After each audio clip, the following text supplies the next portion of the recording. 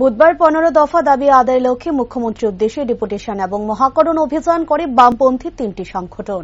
এদিন রবীন্দ্র ভবন এলাকা থেকে মিছিল করে আগরতলা শহর পরিক্রমা করে, তারপর উত্তর গেট এলাকায় গিয়ে পুলিশের বাধার কারণে শেষ করে মিছিল। সাংবাদিকদের মুখোমুখি হয়ে কৃষক সভার সাধারণ সম্পাদক পবিত্র কর জানান, 3টি কৃষক সংগঠন যেমন সারা ভারত কৃষক সভা, ত্রিপুরা উপজাতিক গণমুক্তি পরিষদ, ত্রিপুরা খ্যাত মজুর ইউনিয়ন, সারা রাজ্যে কৃষি ক্ষেত্রে প্রচন্ড সংকট গত 5 বছর ছিল, আর এখন আরো বেশি তীব্র হয়েছে। বৈশাখ জ্যৈষ্ঠ 2 মাস প্রচন্ড খরা ছিল, যার দরুন মরু ধান 70% উপর হয়নি। অনেক জায়গায় জুম নেই বললেই চলে। পাহাড়ে প্রচন্ড অভাব তৈরি হয়েছে। 125তম বিল আটকে আছে। 2-3 বছর হয়ে গেলেও বিজেপি সরকার তা তুলছে না। 3 বছর হয়ে গেলেও ভিলেজ কমিটি নির্বাচন করা হচ্ছে না। এরকম বিভিন্ন দাবি দেওয়া নিয়ে ডেপুটেশনে সামিল হয়েছে বলে জানান তিনি।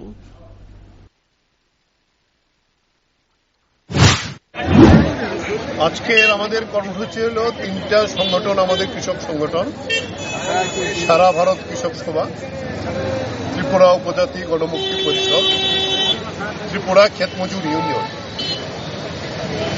গোটা রাজ্যে কৃষিক্ষেত্রে প্রচন্ড সংকট গত 5 বছরে ছিল এবং এই বছর আরো তীব্র হয়েছে, কারণ বৈশাখ জ্যৈষ্ঠ মাস 2 মাস প্রচন্ড খরা ছিল। এর ফলে আমরা দেখব এইবার মরু ধান 70% উপরে হয়নি। নর্থ ত্রিপুরা, ঊনকোটি, ধলাই তারা এই সময় আউশ করে, যেহেতু খরা, সেচের জলের ব্যবস্থা নেই, তারা সেই ধানটাও করতে পারে। 70 থেকে 80% জমি খিল পড়ে আছে, খালি পড়ে আছে। আমরা কৃষকরা খিল বলি। জুম কেটেছিল, কিন্তু যেহেতু খরা, কোন জায়গায় প্রায় জুম নেই বললেই চলে।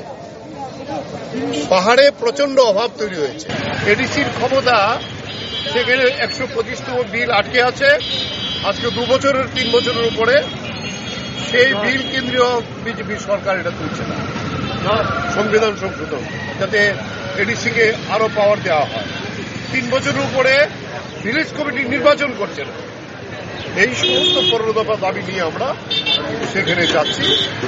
আমাদের বিধানসভা যেহেতু চলছে, বিধানসভা অভিযান, আমরা অনুমতি চেয়েছিলাম অনেক আগেই, কিন্তু পুলিশ বিধানসভা যেতে যাবে না, প্রায় নাই করে দিয়েছে। তবু আমরা বলছি যতক্ষণে গিয়ে পুলিশ আটকে সেখানে যাব।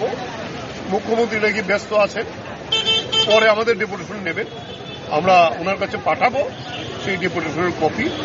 পরে যদি আজকে যদি উনি না পারেন, এবং উনি বলেছেন যে আমাদের টাইম দেবেন, আমরা চাইব মুখ্যমন্ত্রী আমাদের যথেষ্ট সময় দিয়ে টাইম দেবেন, যাতে আমরা আমাদের এই ডিমান্ডগুলো ওনার কাছে ব্যাখ্যা করতে পারি। এই হলো আমাদের আজকের